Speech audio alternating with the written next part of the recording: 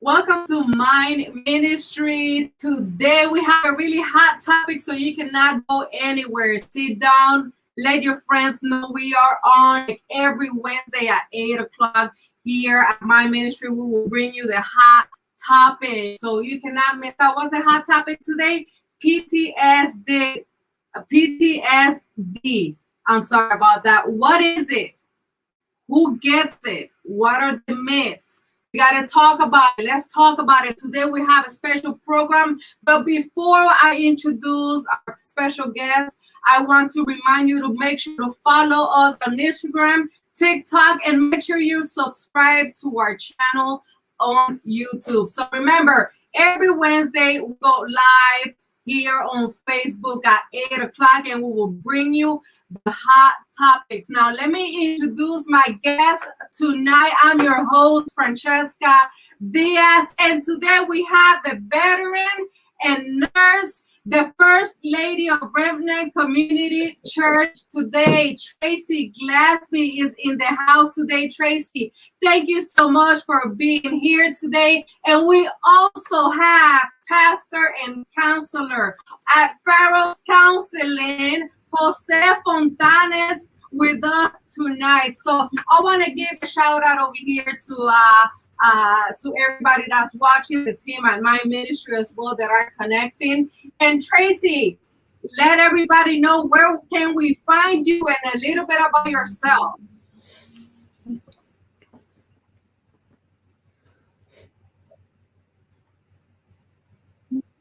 Oh, I think we're having a little bit of technical issues, so we are going to go ahead and start with Pastor and Counselor Jose Fontanes. Jose, go ahead and say hi to everybody tonight.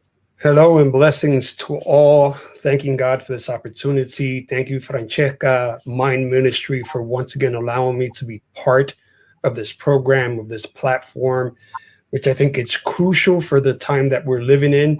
And it is important for us as the church to be able to speak about these topics and not simply put them to the side.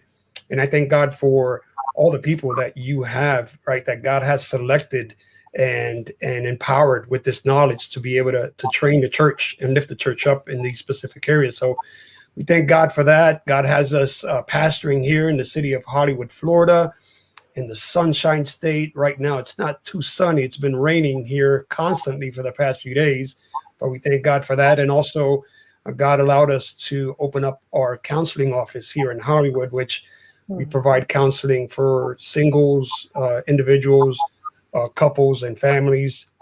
And we're going to start a group session soon at the end of July in reference to women who have been abused. So we thank God for the doors that He's opening up here in South Florida. Amen. And thank you, Pastor. Thank you for letting the Lord guide you through such an important subject matter. And thank you for my shirt. I will always wear it. Thank you. Thank you. So listen up, if you are in the area of Hollywood, Florida, or in Florida generally, and you are looking for somewhere to call, perhaps get some help, Pharaoh's Counseling is right there and it's available for you. So make sure to hit us up. Also, Tracy, good to have you back, sister. Please let our people know how you're doing today. I'm wonderful. Thank you. Thank you for having me here. It is truly a privilege. It's my pleasure to be a welcome guest. I'm here in the DMV, the Washington, D.C., Virginia area. I am a member of the Remnant Community Church, where my husband is the pastor. He is the senior pastor there.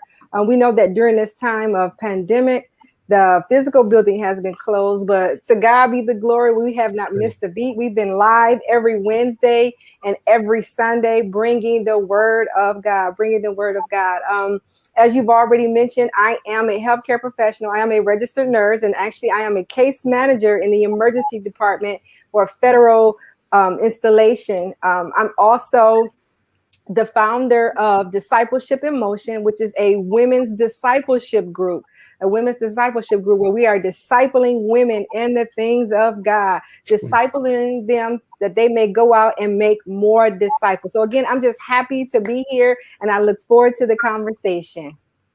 Amen, sister. Thank you so much for being here today. And let me tell you something, guys. Every Wednesday before I go live, I connect to Remnant Community at church and I listen to their prayer and I connect with them. So, Tracy, thank you so much for letting me be part of your family. And we want to give a shout out to the pastor, Pastor Glassman. We love you. We are praying for you and our sister, Tina Letitia Hill. We love you, sister. Thank you for being the bridge to connecting all of us. So we are back to the program. Hot topic today. What is PTSD as we are celebrating the awareness this month of June? Pastor, for those who are wondering, asking themselves, or perhaps a little confused about what PTSD, can you let us know what it is? Sure. So there's been a lot of discussion, right? Research about what this PTSD means or how it evolves. And some people think that it's not necessarily a disorder. Others think that it's just a variant of human response to trauma. And that's according to the National Alliance of Mental Health. But whether you're on one side or the other, you have to consider each one of these aspects, that there's a consequence of our body's inability to effectively return to what quote unquote is normal. Because usually the PTSD is a result of some traumatic experience or event in our lives. So before we get to what's PTSD, we need to, I think, identify first what acute stress disorder is. And I want to touch on that because usually for most of us, we fall into this category, acute stress disorder, which is a disorder that creates fear and certain symptoms that we experience soon after a traumatic event in our lives. And that traumatic event can be many different things, and we'll go into that a little bit later.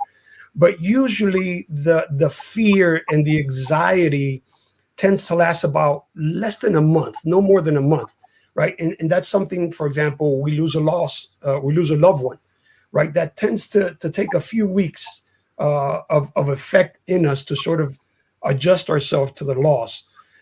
But usually after that 4 weeks, that month, we're able to sort of recuperate it and continue moving forward. But what happens is that for those who cannot return or stabilize themselves after those 4 weeks, eventually then they may be categorized under what today's topic is, which is PTSD. So the PTSD then comes in when those symptoms or that anxiety, that fear goes over that 4-week limit. And what we have to understand is that these symptoms don't necessarily show up immediately after the traumatic event. For some people, it can take weeks before signs begin to manifest in their lives. Some might be months, some might be years. What's interesting also that according to the studies, 80% of all the cases of acute stress disorder develop into PTSD. So symptoms of PTSD may begin either shortly after the traumatic event or, like I said, months afterward. Now, keep in mind also that there are what we know as stressors, right, which are factors or sort of red flags that appear in our lives in moments that are unexpected after that traumatic event. And those stressors or those red flags tend to create a sense of threat toward ourselves or toward our family, toward our loved ones. And once again, those traumatic events can be combat, which is one of the myths that we might touch on a little bit later. Many believe that it's only veterans that experience PTSD, and that is not true. Rape is a traumatic experience. Natural disasters here in Florida, we tend to have a lot of those with hurricanes. Airplane crash, a vehicle accident, death, as I mentioned, terrorism, which has been very active in our country for the past few years, or it can be something such as divorce. such as a loss of income, a loss of employment, or even something you did which eventually ended up in prison. So once again, the scope of traumatic events is wide. And depending upon how you respond to those traumatic events, then eventually you will fall into either that acute stress disorder or the eventual post-traumatic stress disorder. But once again, I just want to pinpoint that usually this is a result of some kind of traumatic event that the person experiences. I am so glad you gave a few examples before we went deep in, because a lot of people do believe or have the mentality that only people that come back from combat or perhaps our vets are the only ones that experience PTSD, but that's just a myth, as we previously mentioned. So, Sister Tracy, who gets PTSD? Well, anybody can get PTSD. You know, I was reading an article just earlier today that talked about PTSD can be even seen in children as early as 9 months old, 9 months old. So anybody can experience a trauma. So depending on how that person responds to that trauma, depending on how they internalize the trauma, depending on whatever types of resources are around them to help them to deal with the trauma, anybody is susceptible to developing PTSD. And that is, I am so glad we're speaking on this topic today, because I think it is so important that we do not forget or even push to the side something that we are that we could experience at any moment in our lives, and it could affect us.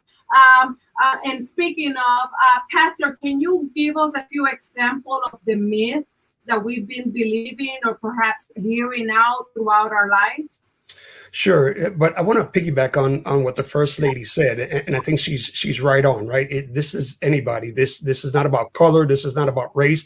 Anybody, as long as you're walking this earth, you are going to be exposed to trauma at some point in your life, right? And I wanna highlight that, because the same way I just mentioned, it has to do nothing with demographics. It has nothing to do with spirituality either, right? You can be a full-blown, full-blown Christian, and you can still experience post-traumatic stress disorder, right? I'm a pastor.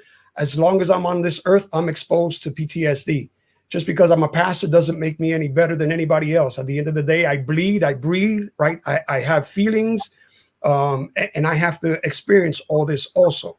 So this is why it is important for us to understand, because it doesn't matter whether you're in church or not in church, you are going to be exposed to trauma and therefore be prone to getting PTSD or experiencing PTSD, because statistics also show us that it affects at about 4% of the US adult population.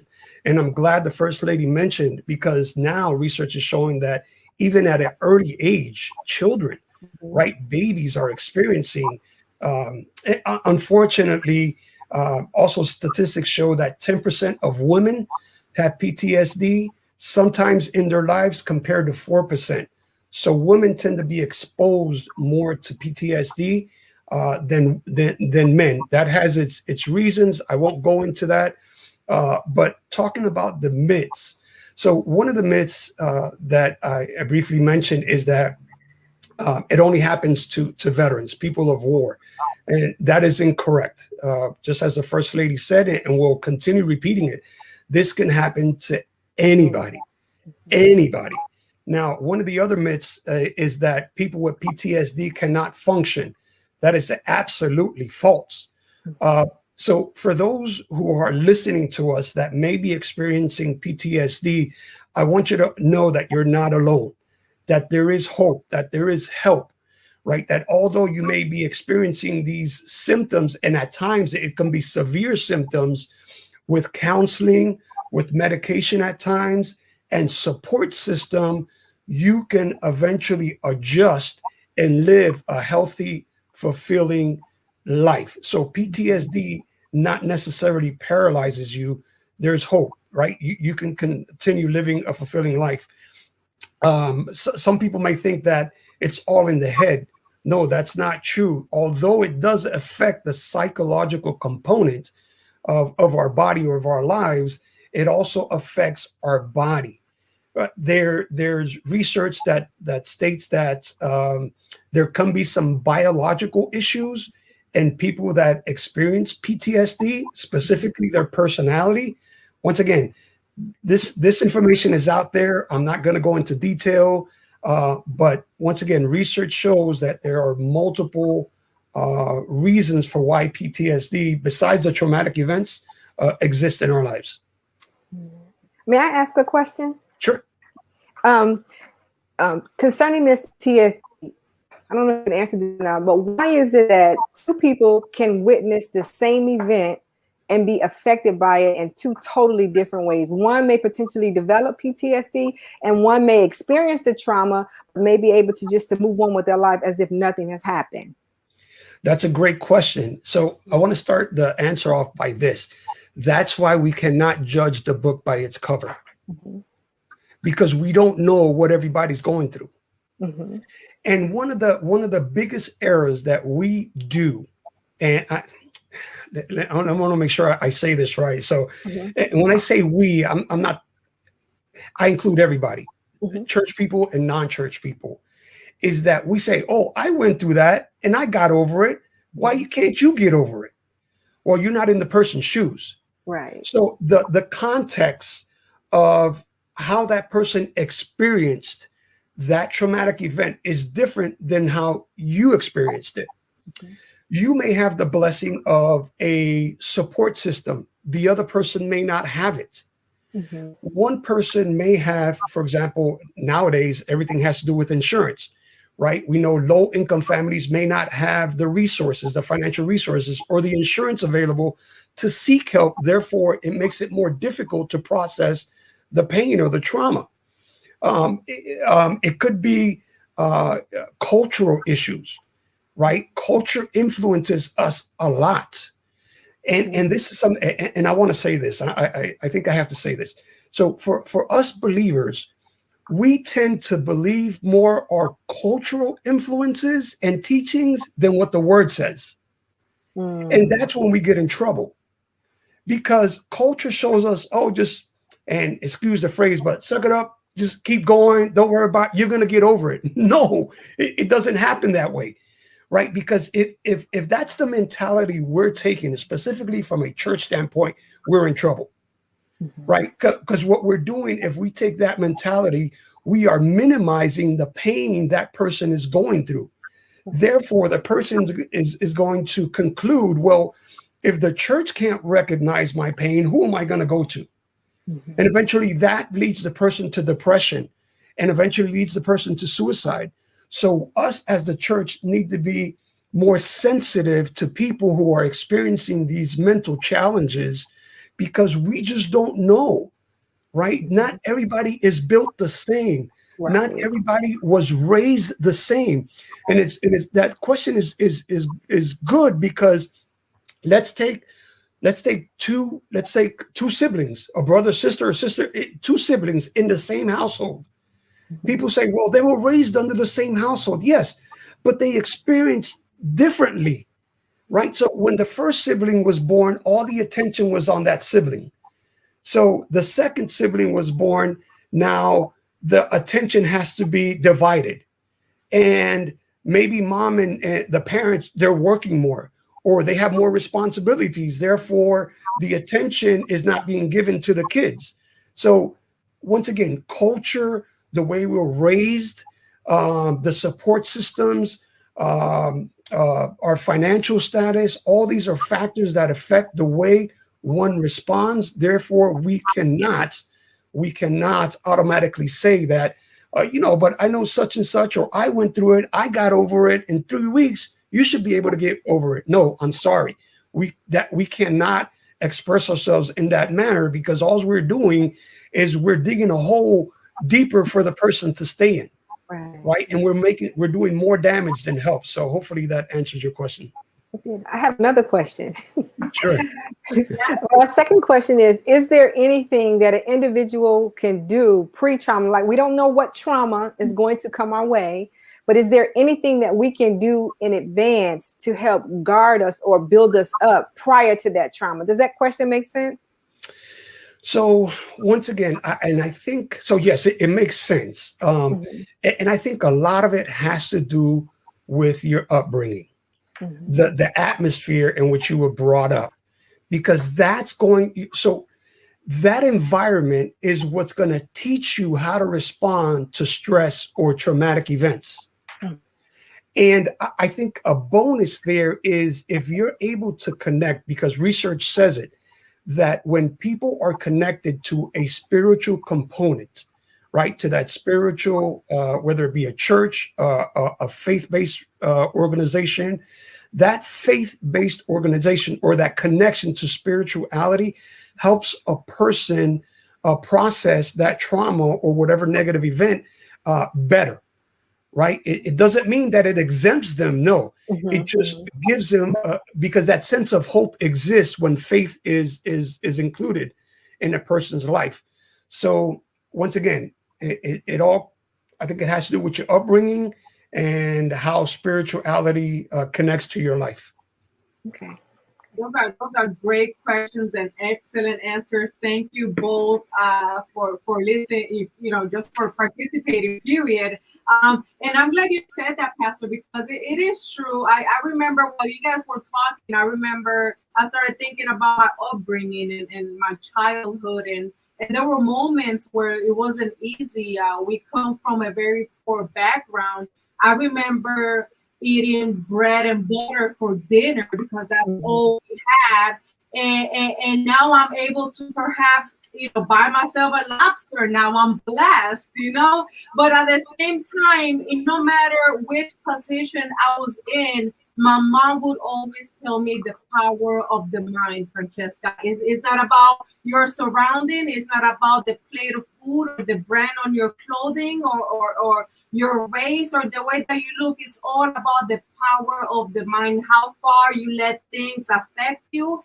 And if it's something that's out of your power, the fact that you have the strength to get help when it's needed, that alone is something to be proud of. So that being said, to Tracy, why is it so important that the church speaks on this topic, or perhaps educate themselves even further concerning this topic? Because trauma can happen to any and everybody. And these are the congregants, these are the parishioners, these are the people who are going to be coming through the doors. And I think a prime example of this is that this past year, 2020, we've been in a season of pandemic. And a lot of people don't realize how traumatic this has been on a lot of people. And even throughout 2020, just think about everything else that has taken place on top of the pandemic. Think about the political atmosphere, the racial, police brutality. It's so much that has taken place in 2020. Now the church doors are going to be opening, and all these people who have experienced these different types of trauma may or may not have already sought help for, but now they're coming to church. They're coming to church, and these are the people who are going to be coming to the front door. So it makes sense that leaders are knowledgeable about PTSD, so they know how to deal. Not that they are the professional counselors, but they'll know how to receive these people, how to walk with them, how to encourage them, and how to be a support, because they're coming. They're coming. Yeah. Yes. And do And not. just Go ahead, Pastor. yeah, just to piggyback on that. So listen, this is what we were called to do. Yes. To help people. Mm-hmm. Right. I believe, and I just had this conversation today with a young man. So, and I'm speaking to the leaders right now, and from leader to leader, right? For those of you who are listening to me, and I don't, I'm not going to apologize ahead of time for what I'm about to say, but I think I need to say this. So, if God has put you in a community, it's because God knows that you or your congregation has the talent and the ability to minister to the need of that community. Yes. And if you're not ministering to the need of that community, something's wrong. Mhm. And we need to finally realize and accept that mental health is an issue, a major issue that's happening in our neighborhoods. And we are turning our backs on people because we feel that this is not something that belongs to us. We want to pawn this off on the government agencies, on our local agencies, and we don't want to take the responsibility for ministering to the needs of the people. Now, so something that I also say is that one thing that this pandemic has made us, the church experts, is in food distribution. Mm. And that's great, but we've gotten stuck there, right? We've become so comfortable, and we believe that just giving a bag of food should be enough to justify and be able to to convince ourselves, oh, we give the bag of food, this is enough, right? We're good. We don't have to do it. No, no. And I agree with the First Lady. Now is the time where the people are going to be filling our facilities that are in need of mental health. We cannot turn our backs on them, right? Statistics are telling us that 20% of the population is going through some kind of traumatic experience. In preparation for this, I found an article. They did a survey in 21 different countries. And out of those 21 different countries, they focused on the frontline workers, right? The doctors, the nurses. First Lady, you might be able to testify to this. The stress level and the levels of anxiety and depression is prevalent. It's about 22% within our frontline workers. Mhm. So once again, this is not about just soldiers. This is about everyday people experiencing these traumatic events. So, for example, here in South Florida, just a few days ago, we had half of a building collapse, which is not even 20 minutes from us. Half a building collapse. Right now, there's possibly hundreds of people that are going to be that have passed away. That's a traumatic experience. Now, one thing we have to understand is that we don't necessarily have to be in the middle of the traumatic event to experience PTSD, right? Because we can experience PTSD secondhand, right? So, for example, for myself, I wasn't in the event of the collapse, but the fact that I'm at a distance and just seeing the stressors and the traumatic event that's going on can affect me. So don't think that just because you may not be directly involved with the traumatic event, it's not going to hurt you. Yes, it can hurt you. So we need to be careful in how we address these issues. But I believe it's important also for the church because, number one, we have to acknowledge that it does exist, right? If we don't acknowledge that it exists, we're not going to be efficient in the way we help, in the way we minister. And I think we need to do exactly what we're doing tonight. Bring awareness, right? So the pastors and leaders that are listening to me, we need to open our doors. And if you're not capable of bringing this kind of topic, that's fine. And I can respect that, but don't deny that God has lifted up people with the knowledge and the wisdom to bring this information to your church. And I think then, and allow me once again, because I feel this needs to be said, that's why Hosea chapter 4 talks about the people perish for lack of knowledge, right? So if we start right there in that first verse, it talks about there is no faithfulness, no love, no acknowledgement of God in the land. And I think if we reject these people with mental health issue, we have no love. And if we have no love, we are rejecting God. Wow. And once we start rejecting God, then we start turning our backs on him.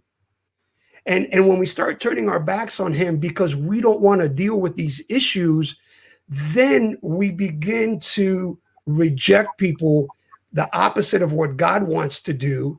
Therefore, we begin to perish. And then we ask ourselves as leaders, why is my church dwindling? Why am I getting less and less? Well, you got to look at yourself in the mirror and ask, are you really dealing with the issues within the community that you're in? And the answer may be no.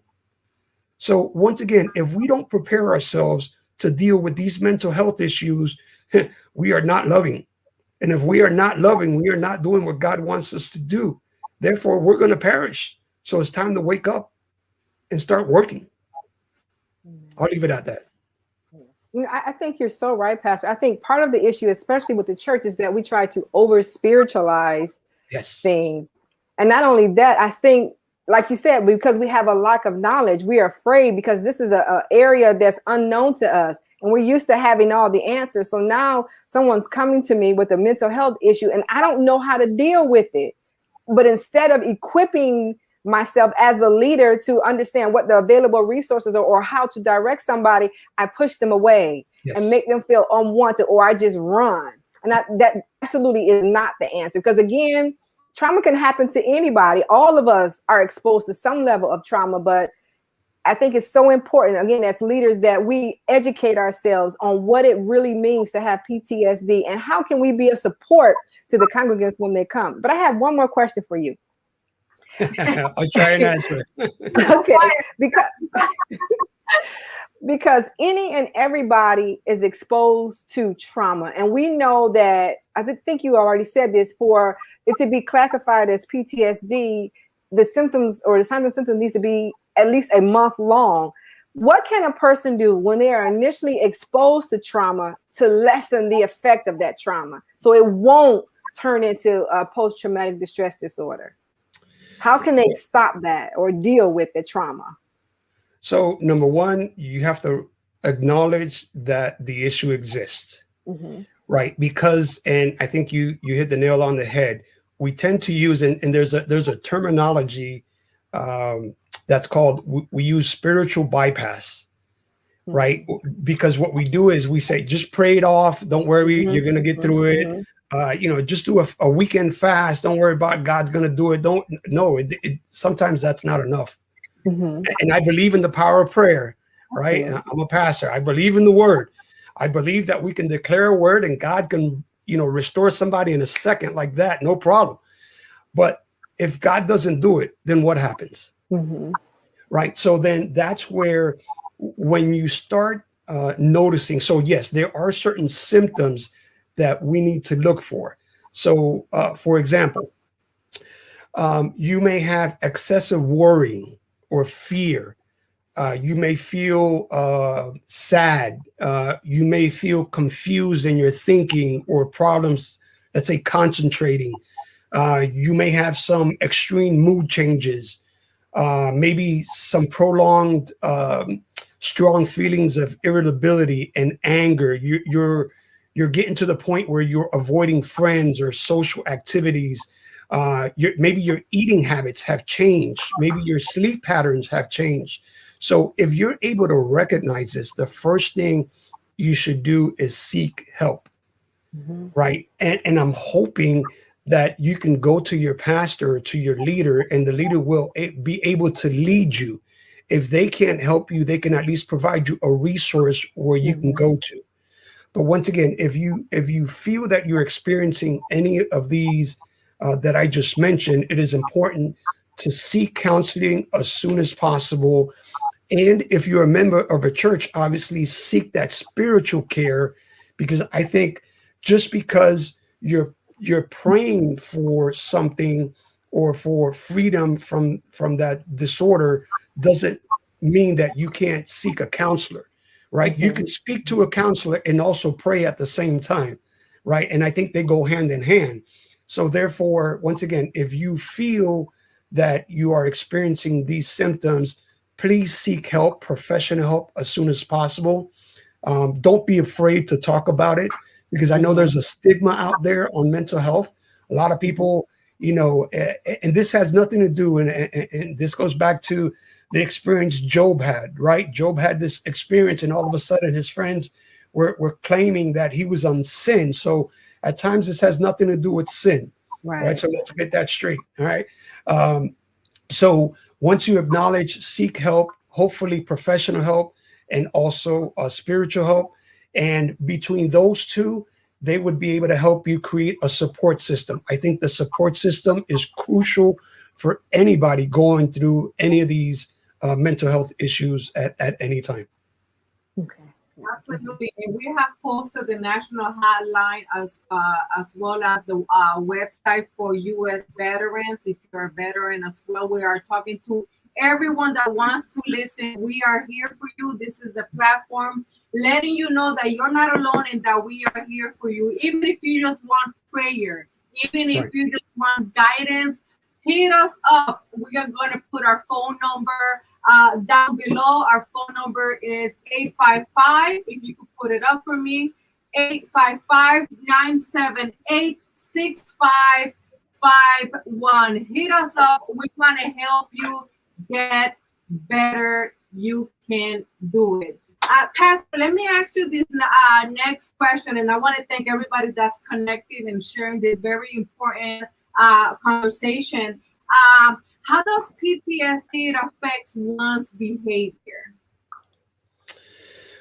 Well, it affects in several ways, and I mentioned a couple just a few minutes ago, but some of the symptoms, and this is where we have to be careful. That's why I said previously we can't judge a book by its cover, because once again, we don't know how that person is processing that event. But some of the symptoms, if it's not addressed immediately, as the First Lady's question was, and being able to seek help, it can lead to depression. It can lead to increased anxiety. And some people even go into what we call a dual diagnosis, which eventually fall into substance abuse. There might be a feeling of what we call stress and arousal. That's what we call the fight or flight mood, right? So when you experience that traumatic event and days or weeks or months after, you're in that sort of anxiety mood, and sort of, anything that could happen that would remind you of that traumatic event would automatically create that fight or flight mood within you. So it can be a smell. It can be a place that you're in. It can be a sound. So any of these things could automatically trigger your behavior based on that traumatic event, because it's reminding you. So what happens is that your brain sort of interprets automatically there's a danger happening, right? Because the flags or the factors are automatically being connected to the traumatic event. So your brain begins to interpret there's a situation that's dangerous.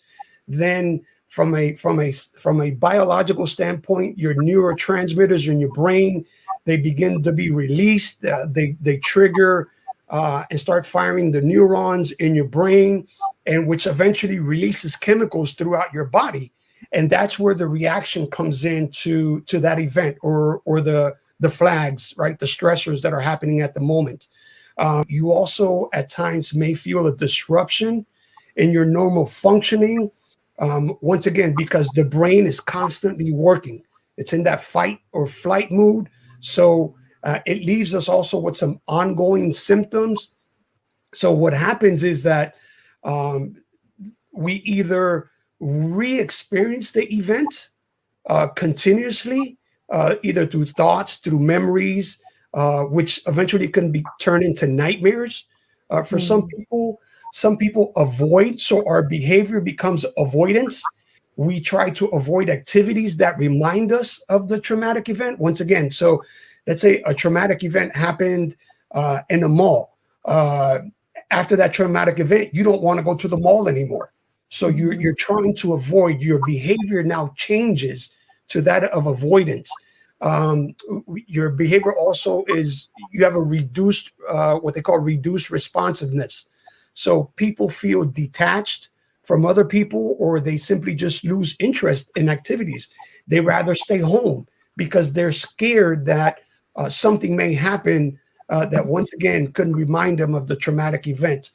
It could be increased anxiety. It may be guilt. So, for example, if somebody was in an automobile accident with a passenger, the passenger passes away in the automobile accident, and you survive, there's what we call survivor's remorse or survivor's guilt, right? You begin to question yourself. Why not me? I should have died and not the other person. And you begin to question yourself. Therefore, your behavior begins to show that of one feeling guilt. And you become what they call hyper alertness, right? You're like looking everywhere, trying to find out who's around you, over exaggerating the situation at times. And also, as I mentioned earlier, you begin to eat poorly. You may even exercise less. Some people, once again, may go into smoking, drinking, and another area where it may affect your behavior is that you may become more irritable, more aggressive in your behavior than what you would usually be in an event that you wouldn't experience a traumatic event. So yes, there are multiple ways and areas in which your behavior is affected due to PTSD. And that's why it's so important to speak about it, so it doesn't go further into other behaviors and crimes. Even while you were thinking, you know what, I was personally affected. I come from the generation where I was in high school, and every time somebody will slam a door, Columbine. I was in high school when that occurred. So every time we would hear a loud noise, or even the alarm, or the anything that could cause us to jump up, even though we were far, but we had the second effect to us as students. And not only Columbine, but right after that, we suffered 9/11. And I remember exactly and vividly how I was sitting down in my classroom, and the teacher turns on the TV, and boom, we see everything happen. So I remember the school being on lockdown, not being able to communicate with my parents. We didn't have cell phones then. So I remember being traumatized at moments with those specific events that occurred at that time. And I could speak about it now.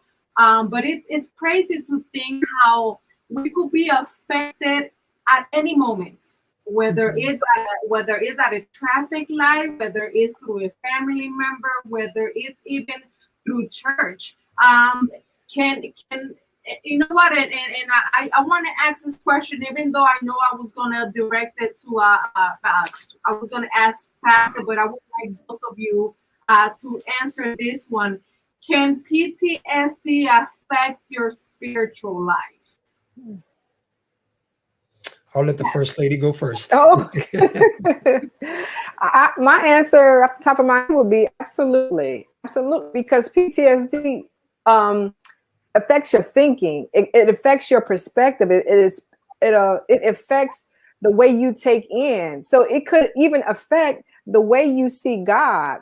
You begin to ask questions of why this happened, or why didn't you stop this, God, or why me? It's all kinds of questions that you can ask when you experience the trauma. And yes, it absolutely can affect you spiritually. So yes, the short answer is yes, right? Yes. So I concur with the First Lady, and I want to share something that I strongly believe. You can't have healthy spirituality unless you have a healthy mentality. Mm-hmm. They both are connected. There's no way that you can be affected mentally and be able to focus on God, because your focus at that moment is on the traumatic event, mm-hmm. right? And I think that's where the support system, is crucial. So yes, healthy spirituality requires a healthy mentality, and once again, we need to be careful with those people who are experiencing these issues, because once again, it can sort of complicate itself, and eventually turn into what we call these dual diagnoses, where other things begin to happen in their lives. Mm-hmm. I have a question, Pastor. How best could spiritual leadership walk alongside professional counselors when dealing with somebody, or being a support to somebody who has PTSD and who is actively seeking treatment? I'm going to use an old cliche. They got to learn how to stay in their lane. So once again, if the pastor recognizes that he doesn't have the knowledge to help that person from a mental health standpoint, they need to be able to respect and honor the counselor for their talents and their abilities and allow them to minister or work with them. Mm-hmm. So once again, because the pastor can easily say, all right, we're going to pray about this, but the person really mentally is not in a state that they want to pray about it. Mm-hmm.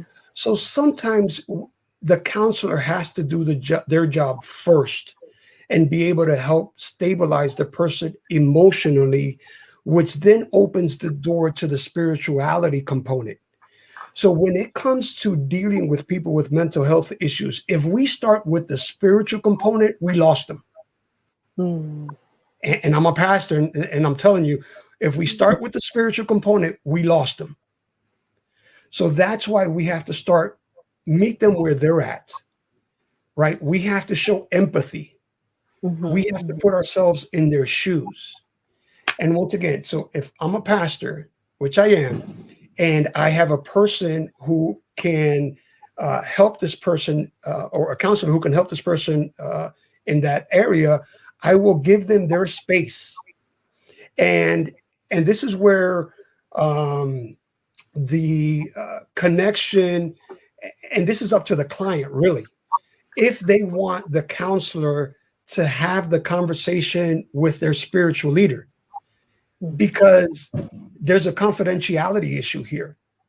So just because the pastor says, I'm going to refer you to a professional counselor, that doesn't automatically give access to the pastor to the information the client is sharing with the mental health counselor. It can't happen unless the client or the person gives authorization to do so. Mm-hmm. So in that point, the pastor just needs to continue being there for the person, showing empathy. And I think this goes also, if I may, Francesca, because I think this question connects to also to family members who have, people who have family members who are experiencing PTSD. So what is it that they do, right? So we're talking about people that are experiencing PTSD, but what about the family members? How do they deal with it? So if you don't mind, I just want to share some ways that the family living with someone with PTSD can do. So number one, as I mentioned, is provide social support. One thing that we need to learn is not to pressure your loved one into talking, right? So you may sit with the person and say, listen, I'm here, just talk to me. Tell me what's going on. If the person says, listen, I just don't feel like talking. Oh, come on, I'm here. Blah, blah. No, if the person says, listen, I don't want to talk right now, respect that and give them their space. Don't force them to talk about a traumatic experience that they're not ready to talk about at the moment, because you're just going to make it worse. So the support system has to do with giving them the space to speak when they feel the need to speak. Continue doing normal things with your loved one, right? Go bike riding, go to the stores, go do a picnic, go to the park, go see a movie. Don't try and change things because the person is experiencing PTSD. Obviously, it's going to be up to the person if they want to engage, but don't try and change things around to trying to accommodate them based on what they're experiencing. Just continue to try and do things as normal as possible. But in this space of social support, we have to take care of our own selves. We have to learn how to manage our own stress. We have to learn to be patient. We need to educate ourselves on what this PTSD can do. And number two, we need to be a good listener. And this is something that I have experienced in my counseling sessions. Many people know within themselves what they have to do. They're just looking for somebody to listen to them. And so point number one, we provide social support. Number two, be a good listener. And being a good listener means, and this is what we cannot do, we cannot invalidate their feelings. For them, it's true. They experience it, so accept it as what they are presenting to you. Do not minimize it. Do not deny the feelings that they are sharing with you, and don't give ultimatums or make threats or demands. If you don't talk to me, I'm gonna leave you, and you're just gonna have to figure this out by yourself. No, that's not the attitude we need to take. So point number 3, we need to rebuild trust and safety. We need to express our commitment to the person. We need to keep our promises. We need to emphasize the strengths of our loved ones. And number 4, we need to anticipate and manage those triggers. Once again, we know that they experience a traumatic event. Now we know that there's going to be triggers that are going to happen. Therefore, as we go along and walk with them, if one of those triggers happens, it shouldn't take us by surprise. We just need to learn how to adapt to that moment that the person is experiencing that trigger. So hopefully that answers your question. I thought it was great myself. If I must add, thank you so much for educating us in this subject, Pastor, and thank you so much, Tracy, for being here tonight. It's been such a blessing and such an eye opening for many of us to speak about it. These are subjects and topics that we must start speaking out loud. Let's not judge a book by its cover. Let's start loving for real. Let's love one another for real. No more judging, more loving. So you've heard it here at my ministry. Pastor, sister, First Lady, thank you so much for being here tonight. Everybody at home, thank you for watching. Make sure that you share this conversation with your loved ones, with your friends. And please, if you are seeking for help and don't know where to start, call us, hit us up at 855, here we go, the number 855-978-6551, or just listen, if you're shy like many of us are, hit us up through our email at myministry777@gmail.com. We love you, we care about you, and we just want you to keep on living and shining for the Lord. Until the next time, every last Wednesday of the month with our English segment, here we are going to talk about it. So I'll see you at the end of next month, and until next time, stay blessed and smile. God bless you.